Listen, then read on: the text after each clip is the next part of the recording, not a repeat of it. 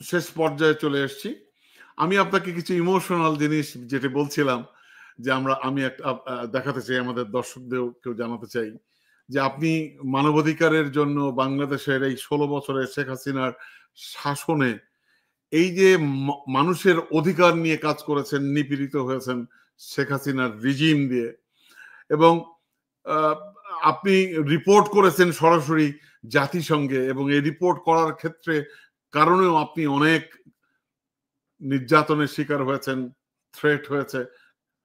আপনার সাথে আমার বন্ধুত্ব, আপনার সাথে আমার জানাশোনা অনেক দিন আগে। আমি একটা ছবি দেখাতে চাই আপনাকে।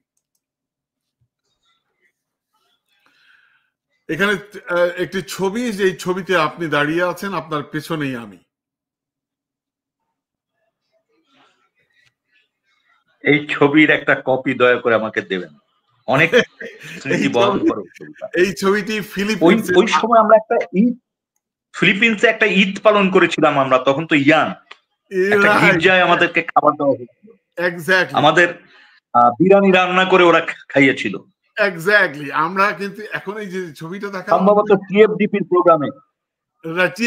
প্রোগ্রামে, আমরা এখানে গেছিলাম একটা ফ্যাক্ট ফাইন্ডিং মিশনে। আমাদের ট্রেনিং এরই একটি পার্ট ছিল ফ্যাক্ট ফাইন্ডিং মিশন। আমরা এখানে ফ্যাক্ট ফাইন্ডিং মিশনে গেছি।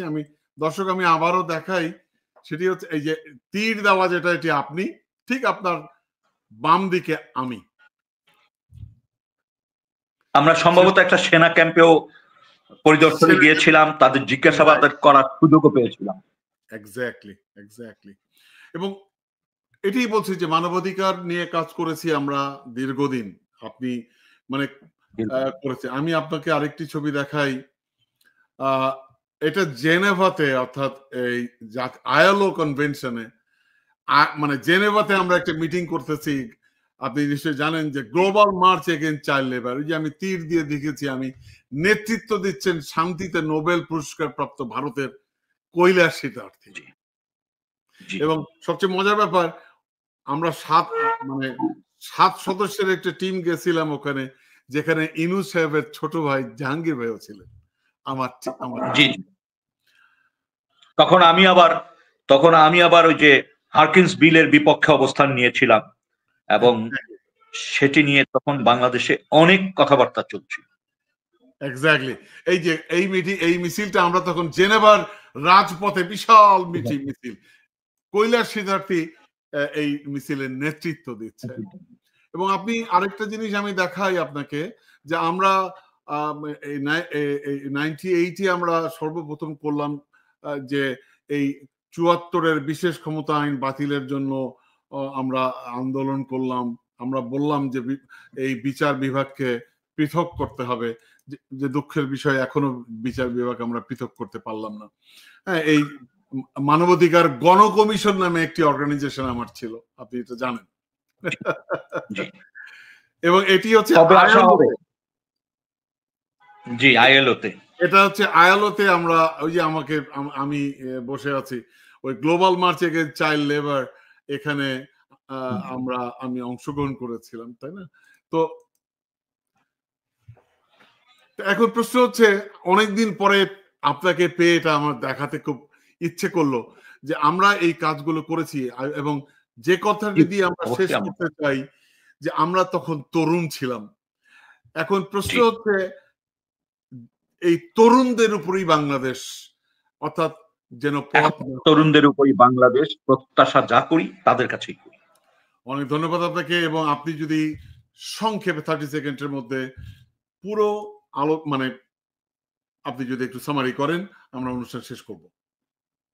দেখেন, অনেক রক্তের বিনিময়ে দীর্ঘ পথ অতিক্রম করে, 15 বছর কিন্তু দীর্ঘ পথ, 3টি নির্বাচন হয়েছে। আজকে যাদের বয়স 30 তারা ভোট দিতে পারেনি। একটা বড় ধরনের গণ অভ্যুত্থান, সমস্ত মানুষের অংশগ্রহণে, ছাত্র, শ্রমিক, কৃষক, রাজনীতিবিদ, সবার অংশগ্রহণে একটা সফল গণ আন্দোলন হয়েছে। এই আন্দোলনের স্পিডটা আমাদের সবার ধারণ করতে হবে, এবং যারা এখন যুবক তাদের অবশ্যই সতর্কতার সাথে জাতিকে এগিয়ে নিয়ে যেতে হবে।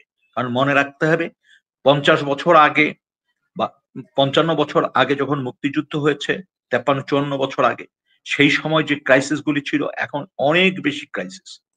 বিশ্ব ব্যবস্থার অনেক পরিবর্তন আমরা দেখছি।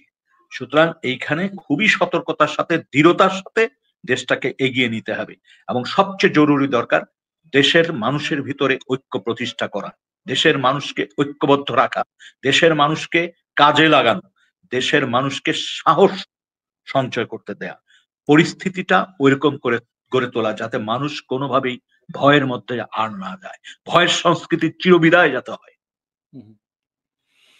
অনেক ধন্যবাদ আপনাকে। তরুণদের প্রতি আস্থা রেখে আমার বক্তব্য শেষ।